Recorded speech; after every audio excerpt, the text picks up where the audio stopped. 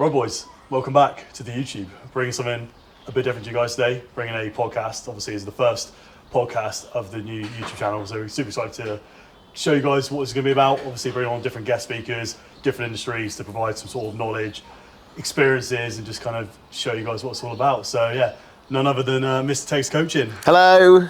I'm fucking getting active with the boys, mate. Literally flown out to Marbella for 3 days just so I can just see Aaron and Lewis and like spend time with them and that. It's class.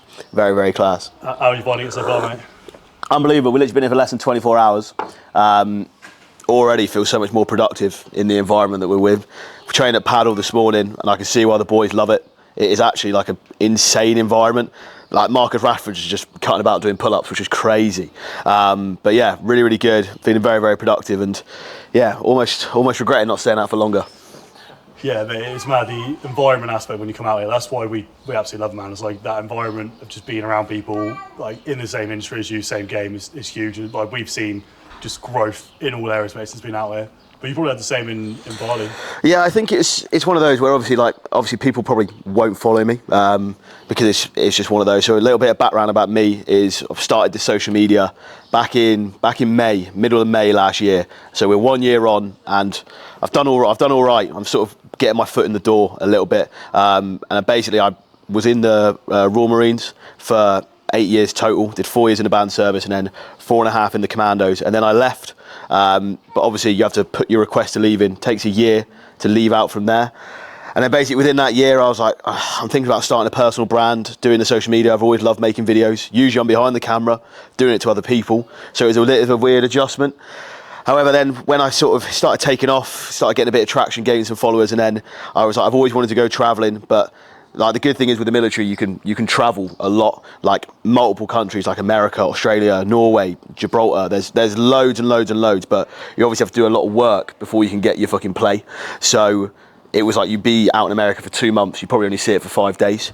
So I wanted to go out to Thailand, Bali, just have a little bit of a reset after as long I did in like the military.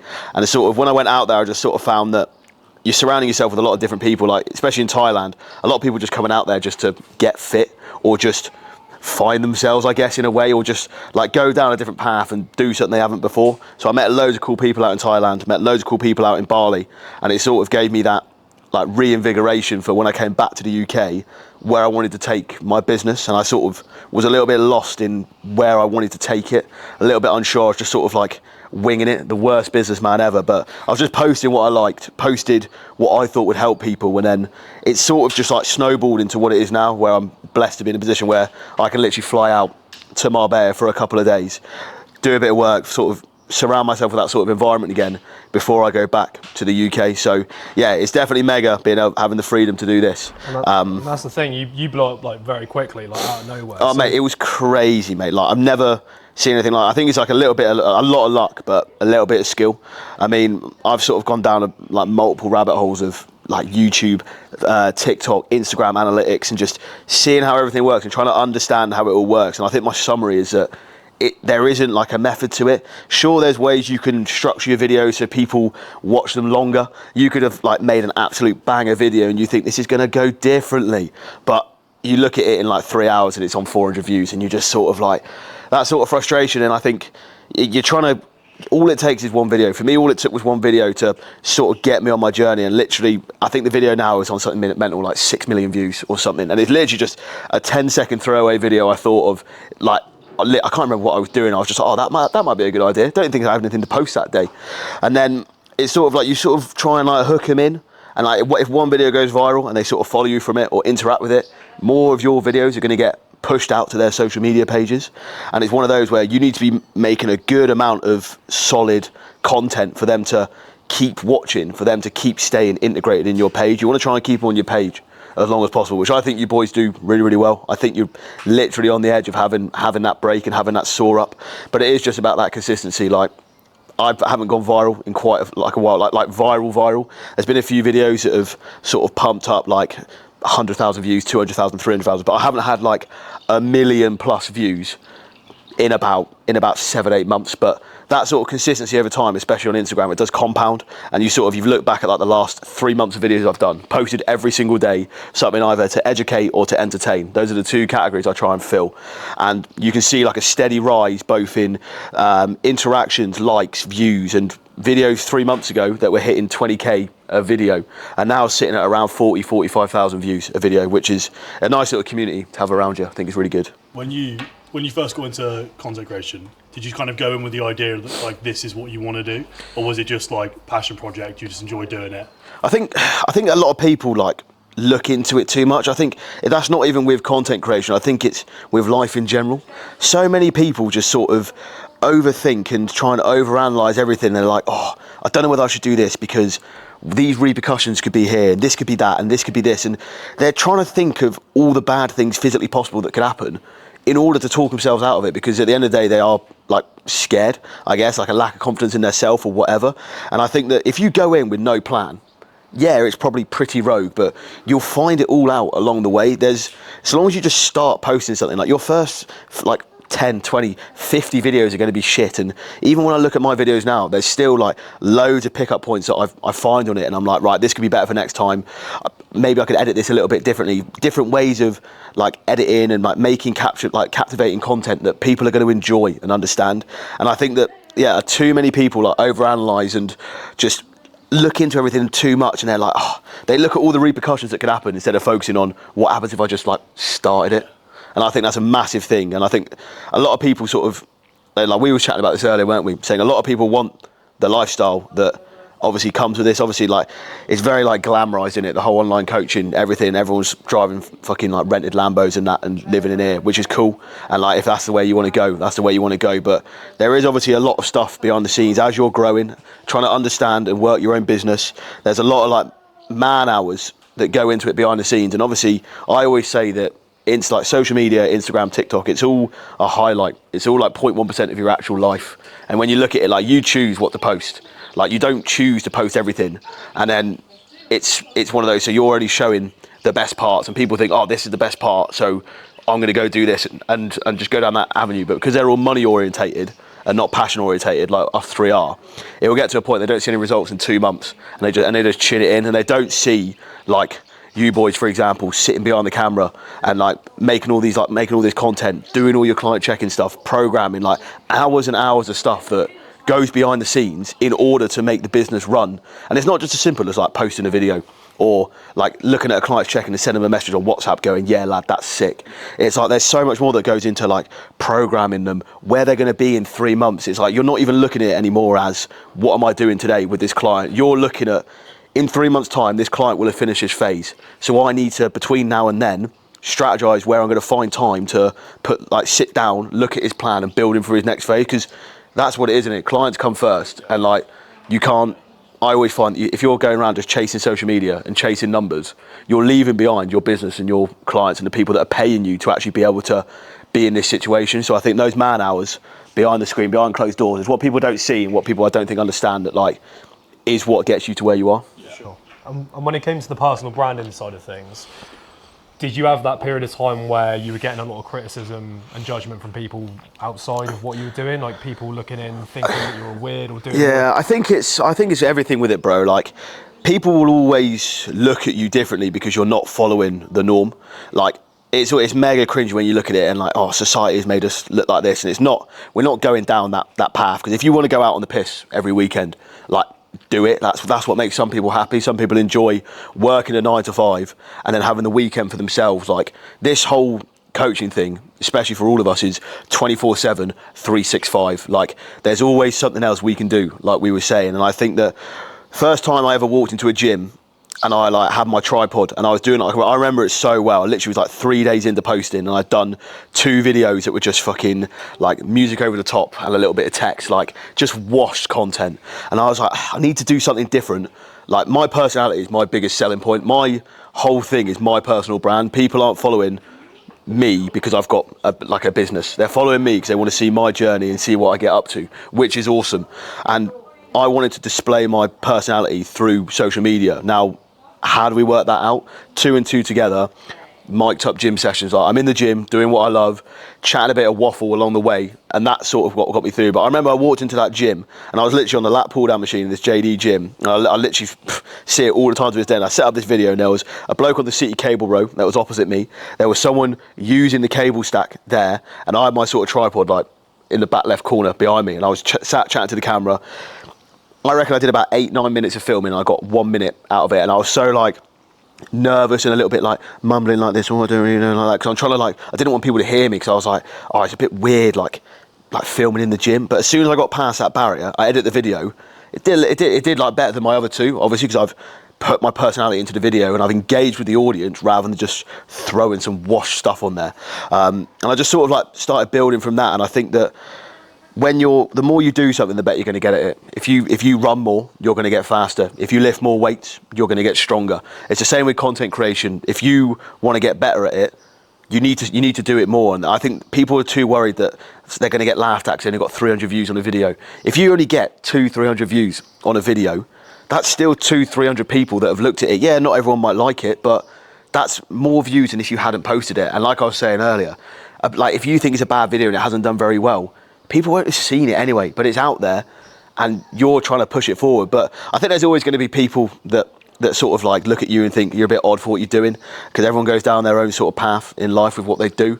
And I think especially as you grow bigger, and like, I'm not an idiot, I understand that I'm a little bit like Marmite. You're either going to love me or you're going to hate me. And as you reach out to more people, like some of these videos I've done where I'm talking, they've got 500,000-600,000 views. Not every single one of those people is going to think, yeah, he's class, I want to follow him. Some people are going to think I'm a knob. Some people aren't going to agree with what I do, what I say, and that's completely fine. You're entitled to your own opinion, but everyone just worries so much about what other people are going to think of them, rather than just starting. We literally, me and Sam filmed a video earlier, and it's just talking about like how literally just because I just decided just to commit and just post daily, put the hours in, and like, I guess you could say make sacrifices, but I don't really like seeing it like that, because you're choosing to do that. It's not, you're making a sacrifice because, like, yes, I've sacrificed not going out on a night out. That for some people, they're teetotal, they don't drink alcohol. Like, for them, that's not a sacrifice. They'd rather stay in and do whatever. But like, within the space of a year, what I've managed to achieve, I'm mega proud with. I'm not satisfied with it, because there's always more you can do. But looking back over the last year of how much my life has sort of changed and how smooth of a transition I've had from going from the military into being self-employed and being my own boss is like, it's mega special to like look back on. But I think, yeah, it's just one of them where you just got to firm it. You just got to not care, because realistically, that person's opinion, is it going to impact your life? Are you going to see him again? It's one of those, mate. And it's just, if you want to do something, obviously within reason, do it. But you just got to accept that like not everyone's going to agree with it along the way. And I'm sure you boys have found that out as well. Yeah, 100%. I think a lot of people, they sort of come into this space and they think it's really saturated and there's no room for them. But I think people forget that the idea of building a personal brand is it's you. So I think people think it's saturated, but one, it's good that it's saturated because obviously you've got more demand for it, so more people want to watch it. And secondly, nobody can be you. I think that's what you hit like perfectly. Yeah. Is like you are how I know you in real life. Yeah. I'm sure your mates will say the same. And it's like you can't beat like authenticity. I think that's like the most important thing to get across in content. Yeah, and I think also if you fully back and believe what you're putting out there, there's no room for error. If you're obviously like passionate about what you're doing, you're not just doing it because you think that's what's going to make you happy. If you genuinely think that this is going to be unreal, like when I first started, I wasn't planning on taking on any online clients until I left the military full time, because I was like, I just want to keep putting out free content, helping lads, like getting DMs from lads being like, mate, I followed you for ages and I really like all your stuff, really motivating, or you've helped me pass like selection for the Royal Marines. Like that is the stuff that I thrive off. And every time I see a message like that, it just makes me want to keep putting out that content. And I think there's a fine balance between free value and obviously like paid value. And I think that if you have your free value high enough, you will convert so many more people to come on with you as a paid client and getting that paid value, because they're thinking, fucking hell, this bloke has been giving me all this for free. Imagine what I could get if I'm paying him this amount of money. And obviously you've got to find a balance between, you don't want to give too much free value where your paid service is like only here. You want to have it so your free value is here where they could easily progress and pass and do whatever they want to do. So they want to lose weight, Yeah, if we're not talking in the military concept, say they want to lose weight and you're breaking down in a video how to work out your macros, how to work out your calories, recipe ideas, how you should be training. Like, you can give them all the tools required to fucking do it all for free. And then because you're giving them all those tools and they start receiving results, they'll be like, well, if he's giving out all this for free and I've made this much progress, imagine how much more progress I'm going to make if I've got someone like that in my corner, backing me every week, dropping messages with me. Like, you boys run an absolutely unbelievable online coaching thing. Like, we obviously do it in different ways with how we like run our systems, but things like your calls you do with the lads, the weekly fucking just like touch base calls and constant messages and all that stuff, that is, I think, like invaluable for money, because I think a lot of people that especially getting into the gym, it's quite daunting, especially when you go into some gyms and you see like all these absolute brutes that just come around like that, throwing weight about, and you're just trying to find your feet and trying to get in there and unsure of the plan and am I doing this right? And I think when you've got like the right person who's passionate about you and making and seeing you succeed, that's like invaluable. And I think the annoying thing is, like you said, the industry is so saturated. It means that you're going to get a lot of good coaches like us and many hundred of people that do online coaching, in-person PT, but you're also going to get a lot of money grabbing dickheads where like all they see is a quick sale. They'll just give you a one-off plan. It takes fucking 4 working days to hear from them, and that's what annoys me about the industry, because like you've probably had it as well. The amount of clients I have that come to me on their onboarding call and they'll be like, oh yeah, I had a PT before, like I wanted to make these changes or I couldn't fit this into my thing, and he just took 4 days to reply and went, nope, you will stick to this is what I do. That's not because it's the right thing to do, it's because he can't be asked to go onto whatever Google sheet he's copied from a template from Canva and be like, yeah, I'm just going to make that change. And like, that's the frustrating thing, because there's so many bad coaches which then reflect on like poorly on the good coaches. So then like people that have been stung in the past, it's like dating a chick. If you date a chick that's like cheated on you or whatever, you are going to be less inclined to move on to another woman because you just think, well, I've been stung once, I'm going to be stung again. I think that's the exact same with online coaching. I think once you have one good experience, you're golden. And I think it's good that people are doing it in different ways. Like, but not everyone's going to do it in the exact same way. Otherwise, there wouldn't be as many as there are in the industry. People do it differently. Different things work for different clients. And I think working that out along the way is mega, mega important. That's the thing. But you said it perfectly there. Is if you go in it with the intent of actually helping people, you go with it actually trying to create some value and give back what you've learned or what you've experienced, then the money flows in as a result of that anyway. So if you can focus on that, then the rest is just going to follow. So it's really, really important, and people will be able to see straight through it. That's the thing. 100%, so mate. If you're trying to fake it or you're trying to be this guy that you're not, then eventually it's going to catch up with you. So it's very, very important to realise. And this is what I always say about like viral videos. Like, yes, it's all, when you look at like a content structure or whatever, and anyone that's out there that's wanting to get into creating content, I can't recommend more having a sort of structure of what you're going to post throughout the week. The last thing you want to be doing is waking up every day being like, fuck, what video am I going to post today?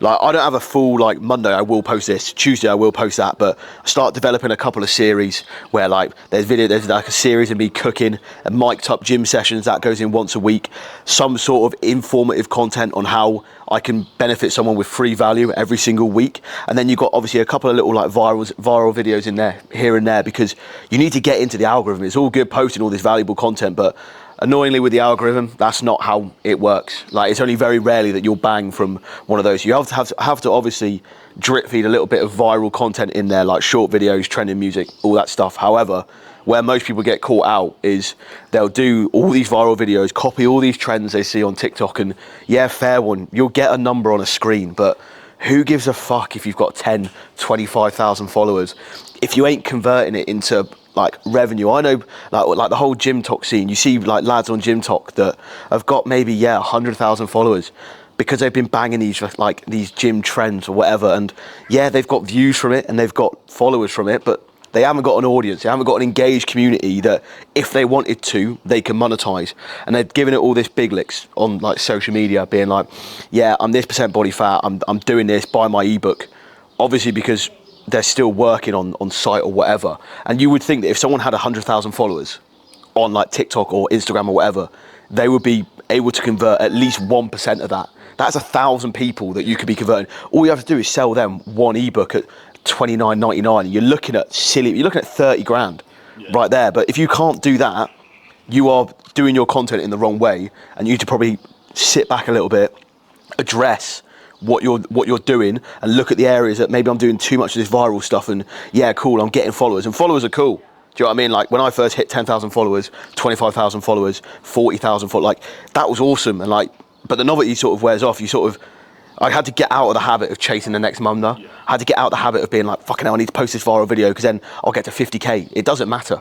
So long as I can fucking still give out all that free value and make a living off it, doing what I love, that's all that matters to me. The numbers are obviously mega cool, and having that sort of reach, and like I want to be able to make sure that I'm using that reach for a good thing, like educating lads on either just fitness, give them like a little laugh. Like sometimes people don't want to be educated, they just want to go on, have a little doom scroll and be like, yeah, that's a funny video, and then move on to the next one. Like a lot of people won't want to buy from you, and that is completely fine. I think people that think that if they watch me then they have to buy something from me, I think that's the wrong way of going about it, because like you said, you're getting in for the wrong reasons, and then before you know it, you've completely ruined any connection you have with your audience because you've tried to sell every single one of them something. And I think that's the balance that you've got to try and make out of it.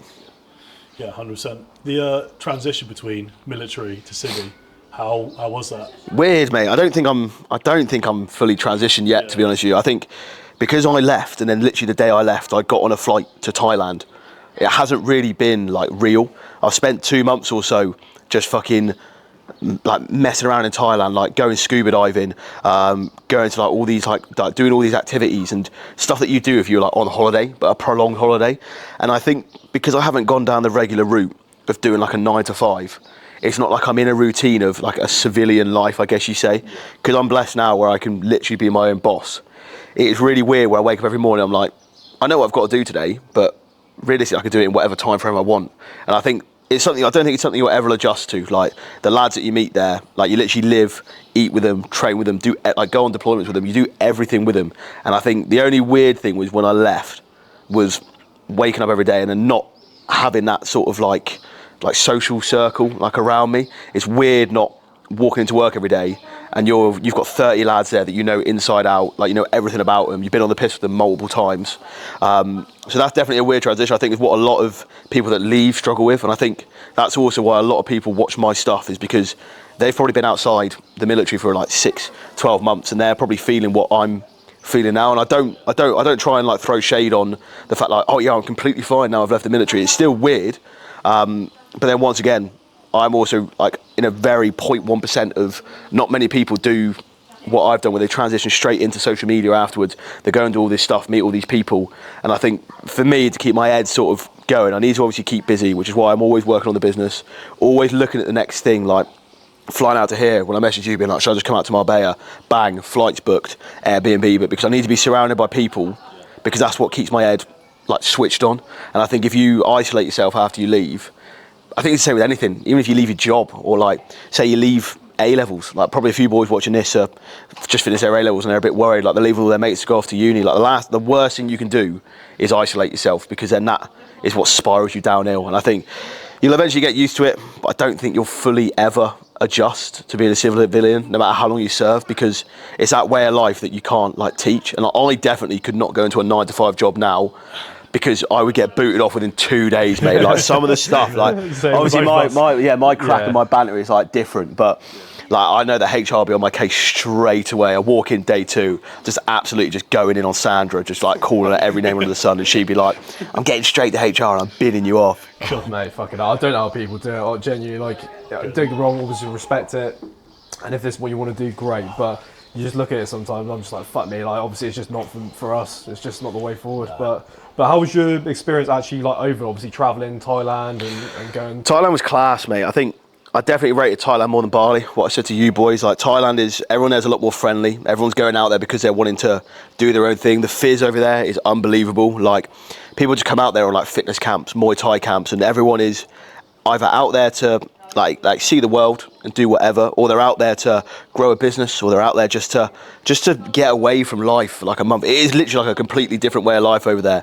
And you say, and like, obviously you see all these like memes and whatever of, yeah, I've been traveling, and you come back wearing elephant pants. Like that is obviously one way, and it does happen to a lot of like 18-year-old women from Suffolk. Like that is how it works. But I think you can definitely get in there where like if you go out and do it right, you'll have the best time of your life. And I think the way I did it, I personally think I did it right, but that's because my sort of like the way I wanted to go with my life wasn't just boozing all the time. And I think I only boozed like 3 times when I was in Thailand and Bali total, and that was over the space of like 9-10 weeks, which still for me is quite a lot. Usually I'll just hibernate for 3 months, come out for summer, do Boomtown, and then just go back into my box, and that's me done. But like, it is a mega good experience, and I think it does definitely like develop you, especially if you're self-employed and you're running your own business. And once you get adapted to that lifestyle, you're like, fuck me, I don't want to leave. I do not want to go back. And I knew that obviously I gave myself a time to come back because I needed to go back to the UK, had some stuff to sort, and actually enjoy a little bit of time in the UK, seeing like friends and family who I haven't seen for the last 8 years because I've been so busy with work. But yeah, I came, like, as soon as I came back, the first thing I was doing, I was on Skyscanner looking at new flights, being like, when can we get back out there? And I definitely think it's something everyone should do. But depending on where you sort of are, and obviously money, it can be cheap, can be expensive. If you're boozing up 4 or 5 times a week, you're still equating to basically going on a bender in the UK every weekend. Like, it will, 4 times a week boozing, you're going to be spending some serious money. And however way you go about it, I think it is unbelievable. And the stuff you see out there is unreal. Yeah, I couldn't rate it anymore. So, because a lot of lads watching this are probably going to be wanting to sort of change their environment like we spoke about, right? But they might be in a 9 to 5 where they're not really happy. They might not have the best influence of friends. There's a lot of sort of contradicting information out there, whether to like, you know, stick with your boys, your day ones, and bring them up with you, or if you know they're bad for you, sort of isolate yourself, go for that sort of lonely chapter that I know, like say Chris Williams talks about. What would you like say to lads, maybe like younger self, or lads sort of in that position who know their environment isn't really good for them, they want to sort of make a change, they're kind of not sure what to do in that situation? I think you've got to stop looking at it as extremes. I think if you go in being like, the only way I'm going to make it is if I quit my 9 to 5 and I work 16 hours a day, that is like the complete wrong way of looking at it. You've got to look at it as like, okay, I've got my 9 to 5. What about my 5 to 9? What about 5 p.m. till 9 p.m? 9 o'clock starting somewhere. All you got to do, if you want to bang gym and get in good shape, which obviously sets you up for the day, it's mega. I think it's fucking the best thing anyone can do. All you got to do is train 4 times a week. Wake up an hour and a half earlier 4 times a week. Gym, nipped. Get that done before the 9 to 5. Do your 9 to 5. Still provide yourself that income. But then still, when you get back home, instead of just banging on Netflix or like just chatting shit, just chasing random birds, just focus on that 4 hours a day. You could literally change your life. If you did that, and that's literally what I did. My day used to be, I wake up at, I lived like 40-minute drive away from work. The last 9 months, I didn't live in the accommodation because I knew that if I was staying in that accommodation every evening, I'd be fucking around with the boys. We'd be playing Xbox or going out for a beer or whatever. And literally, like I said earlier, like, you could see it as a sacrifice. I don't see it as a sacrifice because I'm now living what I am now. And I literally would work from 8 till 4, and then I'd drive to the gym, get there about 4:30. I'd train for an hour and a quarter, and then I'd literally drive home another half an hour, get home about 6:30 latest. I've then got from 6:30 to whenever I want to work on the business. And when I was first starting out, it was just planning videos and making videos and looking and understanding the algorithm. Obviously, this is very like specific to what I want to do, but realistically, a lot of people that want to get out of a 9 to 5, they're going to be going down a digital marketing route, a social media route, because that is the job that gives you the most freedom. Starting your own business, like how important it is. If you want to start your own business, you need to be on socials, you need to be smashing the algorithm, getting your stuff out there, TikTok Shop, Shopify, whatever. Social media is the driver for everything. And if you spent 4 hours a day either making content, learning about how to make content, understanding what content to post, if you compounded that over 3-6 months, I'm literally physical proof that it can happen, because that's what I did. And every day when I get back, I work from 6:30 to 11 o'clock at night, and I'd just be either making content, check-ins with clients, everything, and I run that for 4 or 5 hours a day. Sometimes the days would be longer, sometimes they'd be shorter. I give myself a Saturday, Sunday, like that's your weekend, and like you then have, you're not in that 9 to 5, and you can, if you wanted to, you could pump 8-9 hours in there. Now obviously, because you're putting more time into another business, a side hustle, whatever you want to call it, you're gonna have to stop doing some things that you think are fun. Now obviously, like we just said earlier in the podcast, like for some people, they think fun is going out, boozing, smashing whatever. But it was a weird adjustment at first when I was having to turn down nights out. Obviously, military, heavy booze culture. First couple of weeks, you get called fucking whatever because you're not going out on the piss. But as soon as you realise there's nothing going on at the club, there's nothing going on at the same booze you go to every single weekend, you're sat there on a Saturday night and you're working away and you're on your laptop and you're like, Jen, I've been at this for 6-7 hours and I'm mega enjoying it. You wake up on the Sunday morning fresh, go to the gym, do whatever, even if you're on a rest day, but you're waking up and then you get messages from your mates at 11 o'clock being like, oh lad, I feel so rough after last night. Not even like a level of smugness, but you're just a bit like, yeah, I'm happy with that. And even it doesn't even have to be 4 hours, 5 to 9.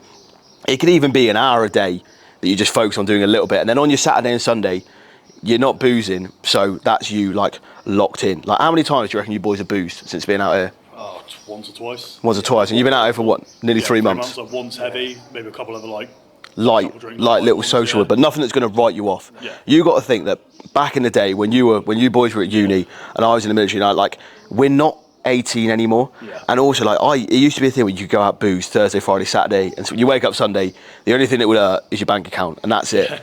But like, especially getting older, like boozing on a Friday, you're written off for the whole of Saturday and Sunday, and the amount of time you spend being unproductive, bed rotting, because you've obviously had that short-term gratification from going out, from drinking, doing whatever. And yeah, it might have been class at the time, but you wake up in the morning and you just got regret, and you're like, oh, I wish I'd done this, wish I'd done that. And I was doing that so many times throughout the last 2 years of my life, and I was like, I need to stop doing this. And I'm not here saying I don't booze anymore, I don't go out, because that's not true.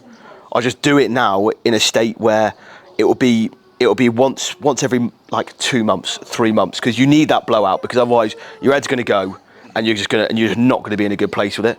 So having that something to look forward to, like I've recently just done Love Saves the Day Festival. That was like the back end of May bank holiday. For the whole month of May leading up to that, I was just working, and then making sure that everything was in place, so that when I went and did Love Saves on the Saturday and Sunday, on the Monday, if I felt rough as tits, which I did, I felt horrendous, I could just have that Monday to chill out. Yeah, maybe do a little hour in the evening when I've stopped feeling sorry for myself and I've got whatever food I have downrange and I've drank a little bit of water. But I just think everyone has the time. Mm-hmm. It's just how you choose to allocate your time will make such a difference. And that's worked for me, obviously worked for you boys. And I think time allocation is the biggest thing. And if you start planning your day and you start looking at your day, instead of just being like, oh, got this 9 to 5, I'll wake up at 8, 20-minute drive in. It's like, if I wake up at 7 and go to bed an hour later, that's 2 extra hours I've gained in a day. And I think that's the best way of looking at it, really.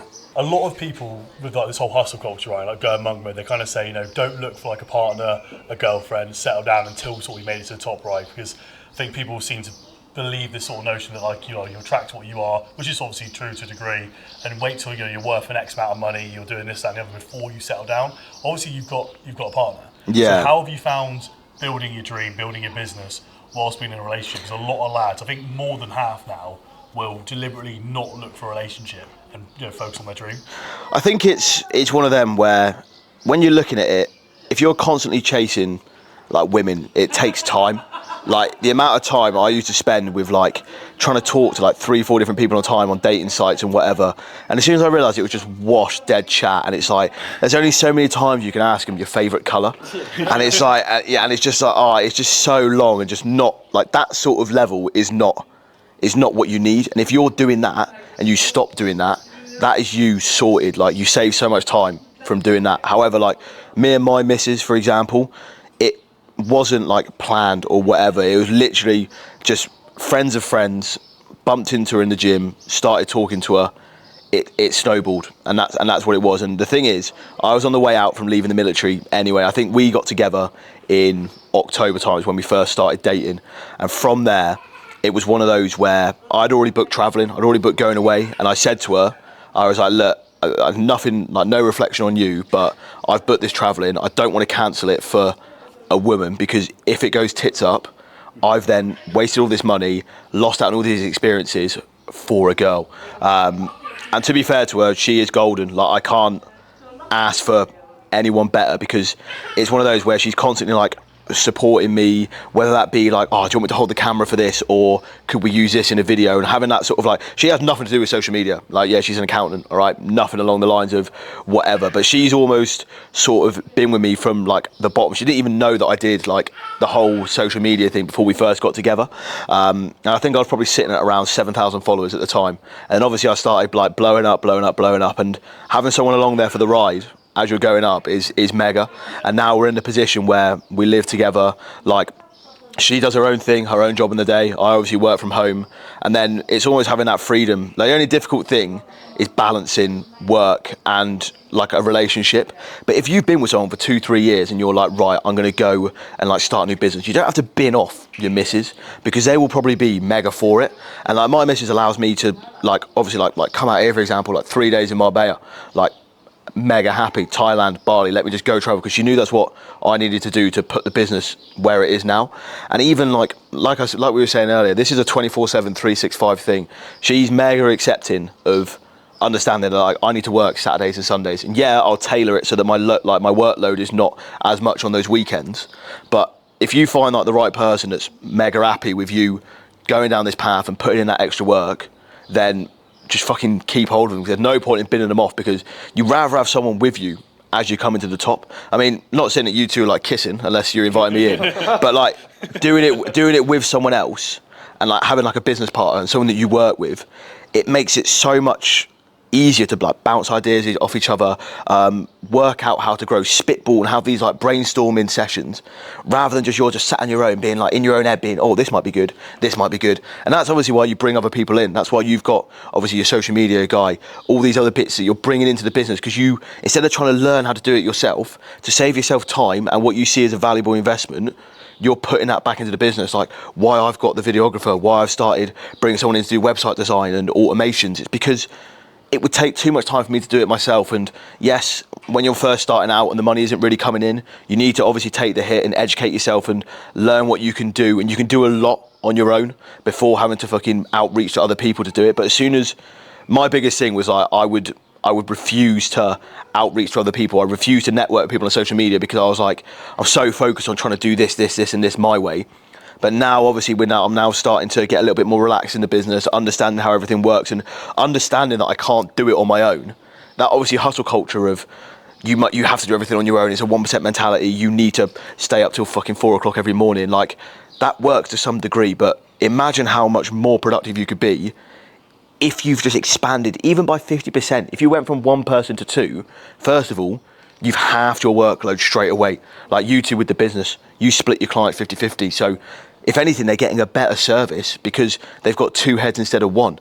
Yeah. Same with like a video for that. The whole YouTube thing I started doing in Thailand, really enjoyed it. But as the business grew, I still want to keep the YouTube going. But I know that if I still want to keep pumping out high quality videos, it's either going to be, I'm going to have even less sleep, which then I'm not as efficient coach as I should be, or I outsource someone, bring them on, and they will help reduce that workload. And like Sam is golden. He is class. He films all the stuff going.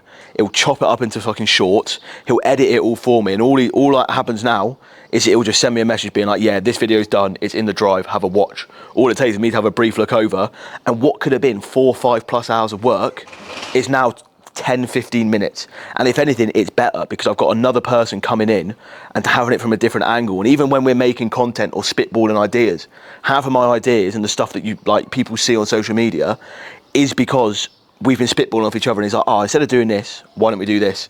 And then you're like, oh yeah, we could also add that to that.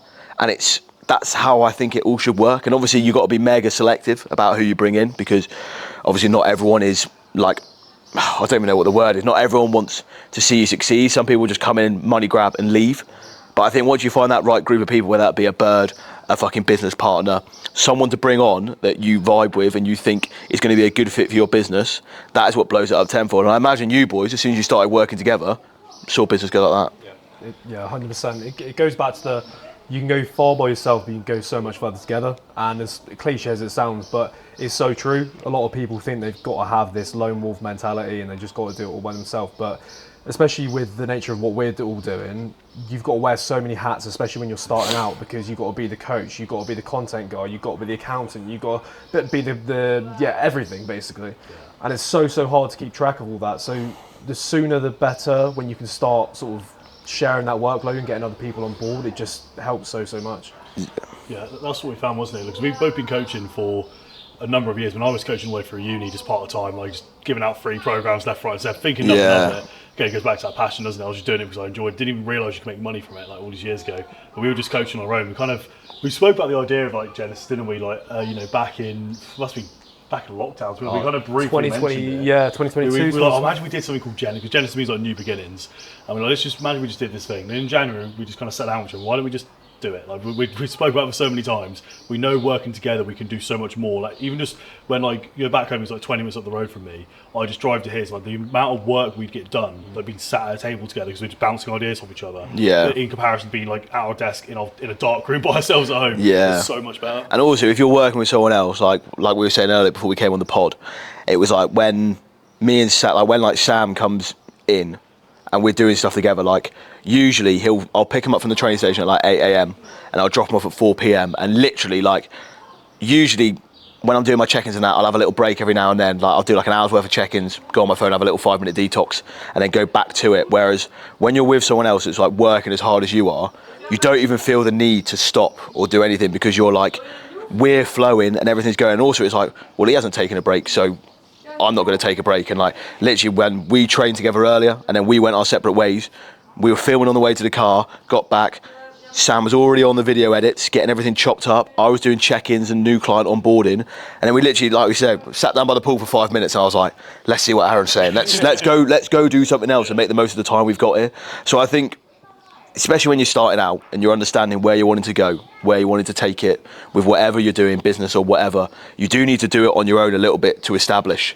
And once you understand your vision and where you're wanting to go, that's when you can then look at outreaching and bringing on someone else, whether that be a business partner, someone else to help emphasize the value of your business and streamline it. I think that's the most important thing. But yeah, definitely one of those things with that hustle culture. It's good to watch, innit? It's good to watch, and like when you're in your bed at like 11 o'clock at night and you see David Goggins shirtless just running everywhere, you're like, yeah, class. But like it's one of those where you need to find that balance. And if you find a good individual, whether that be a girlfriend, a business partner, whatever, that can skyrocket you so much more, I think. Well, that's it. You touched on it there. Environment is everything. It's massive. So if you've got people around you who are going to push you that much further, my God, you don't even know how much you could be able to accomplish more. So did you have anyone sort of as you were going through this that you met along the way who was trying to do like business stuff themselves, or anyone you're working with? Or see, I think I touched on it a little bit, and I don't think it was on this pod, to be fair. I think we were just chatting in the gym, and I was saying how my one like negative, if I'm looking back at the last year, was the fact that I haven't networked as much as I should or done anything along those lines. I think I was so focused on growing and trying to find the time, obviously in that 5 to 9, to build my fucking business. It meant that I wasn't like reaching out to other content creators. Like they were all reaching out to me, which is obviously mega, because as I was coming up I was like, oh my God, I used to follow this person and now they're like messaging me saying like, oh mate, I love what you're doing. But I think that because I did it all on my own, it's like, and I've got to where I am now, which is awesome. But like I was saying to you boys, it gets to a point where you can only go so far on your own. And I think I'm having to learn the hard way that I'm now having to bring people on. So like my website that I've just built, well, I've not built it. Like a friend of mine who I served with, he's going outside, going civilian, and he's running his own website company full time. And I literally just put a story up on Instagram and I was like, anyone know any website people that can do this? And then someone recommended him. I was like, yep, I know him. I'll have a call with him. And then when a call goes on for like an hour, 2 hours, you know that person's going to be a good fit for your business because they're bouncing ideas off you. And when they're as passionate as you are about it, then you know that's a perfect fit. And I've just started working with a bloke now who does like the automation stuff. So that stuff you see online where it's like, oh, comment this and you'll get this. He is doing it for me for free because I'm basically like one of his figurehead clients, I guess you can say, to prove that his sort of like the way he does his stuff works. And then obviously deal is obviously a bit of promotion here and there, and then he'll hopefully get outsource some more clients off the back of what I do. And that's really where I am now. Obviously Sam the videographer, and that's it. But looking further down the line, I think bringing on a second coach is going to be very, very important, and basically just being humble in myself, being like, look, you've done a good job, but if you want to keep going at the rate you're going, you need to be open to getting more people on board. And I think when it's a personal brand like what we've got here, like what you guys have with Genesis and what I've got with Tegs Coaching, it's because you've grown it from the ground up and you're like, I've put so much work into this. You're almost afraid to bring anyone else on board because you want them to like do it the exact way that you do it. But instead of looking at it like they must do exactly what I do, you could also look at it as they might do it a little bit differently, but that could positively like contribute towards what I'm doing. Yeah, 100%.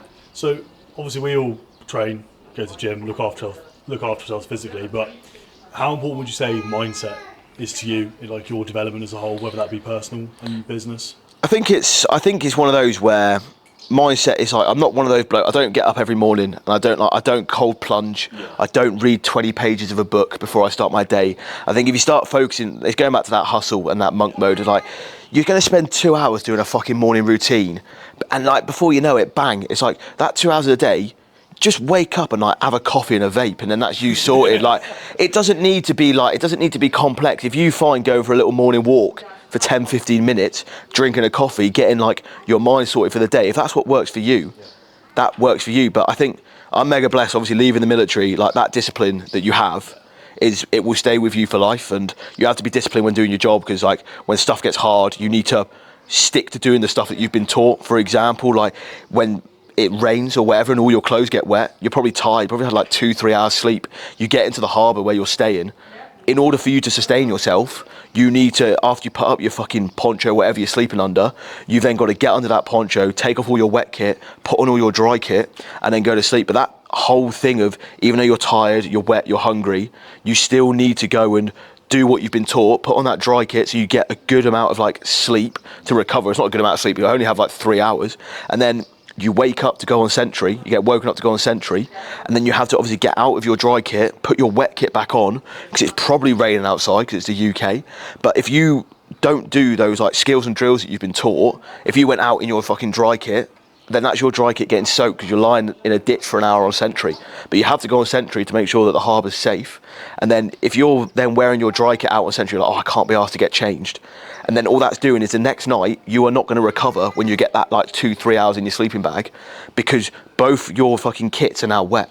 So that sort of like discipline that you learn throughout your time in service, I think comes into the business massively. Like I physically can't go to sleep at night if I haven't like cleared my WhatsApps, cleared my DMs and done all my check-ins for the day. It's almost like, because the personal brand is me and it's my reputation on the line, I do not want to give anyone a bad reputation of what Tegs Coaching is. The same with Genesis. I can't imagine you boys leave check-ins any more than a day maximum. Like if you're leaving a client that's paying you for 36-48 hours, if you don't feel like a dickhead for making them wait for a service that they're fucking paying for, like you're in the wrong job. Yeah. And I think if you're passionate about something and you love doing something, you won't even need the discipline to do it. Sometimes you'll be a bit like, oh, I've still got 5 more check-ins to do today, and it's like 10 o'clock at night, but all you got to think is, well, this is what I need to do to make sure that my business is still running. I keep that reputation, I keep everything going for the next day. And I think once you understand that you have to do the necessary each day in order to progress you that one step closer, that is a game changer. I don't think that needs mindset. I don't think it needs fucking waking up at 5 a.m, ice baths, reading books, whatever. I don't think it needs anything like that. I think you just need to understand what is required of you as an individual in order for you to be successful. And once you understand what is required, discipline doesn't come into it. Like what's even the word? When I finish a day, I'm like, God, that was really, really disciplined of me today. I've done everything like this. Because if you're having to force yourself to do it, you don't enjoy it, and you're not in the right thing. And it's like we say throughout this podcast, it's one of those where the people aren't doing it for the right reasons, and they're like, oh, I'm well disciplined, I've done all of this. It shouldn't be discipline. It should be because you want to do it and you love doing it. What is the biggest or the best piece of advice you've received from like a mentor, authoritative figure, someone important in your life, like the single best piece of advice that you've ever received and you just like sort of stuck with you? I say, I don't even think it's from anyone else. I think it's just what I've like learned along the way. Obviously I said I haven't outreached to other people for like mentors or whatever, but I think the thing that like resonates with me the most, and I always say it to anyone, it's like, as soon as you stop caring about what other people think of you, your life will change. Whether that be something down the content creation route of filming in the gym, it could just be if you're a fucking bloke and you see a girl that's like good looking, go up and speak to her, because the worst that's going to happen is she'll say no and you'll feel like a tit for 2 minutes. And I think as soon as I stop caring what other people thought of me and stop worrying about what this person's opinion is of me, like everything in my life sort of changed. I say it on my social media all the time, and I'm like, as soon as you stop caring about what other people think, your life will change. And it literally has for me. And like, even when I go out, whether it be with like the boys, my missus or whatever, like if I'm not acting like a tit or whatever, and like she laughs and that's funny, then like that's good. Probably look at me being like, bit odd. They will forget about me in 2 minutes. The majority of people that see you out and about in town on social media, even in the gym, if you're filming in the gym and you think, oh, that bloke looked at me a bit funny, he will have forgotten about you in 5 minutes. He'll probably think, bit weird him filming with a camera, and then he'll get on with his life. Everyone else is so busy with their lives. I think people forget that other people have their lives. You're the main character of your own story. The amount of people that probably see me in the gym, and then like everyone at Paddle today, like they would have seen us filming with cameras, they probably would have already forgot we existed. And I think as soon as you get that through your head, that people don't really care about what you're doing, it's you that cares about what you're doing. And obviously you're trying to build a business and that, you care about it, no one else does, because everyone's got their own lives and they're all so self-absorbed in their own lives, and too fucking right. It's your own life and that's how you should live it. But I think, yeah, as soon as you stop caring about what other people think, your life's going to change. The art of not giving a fuck. So Exactly. It's a superpower. And I've actually read that book as well. I know I've just gobbled off about not fucking reading. I've actually read that book. Can't remember it, but I did read it.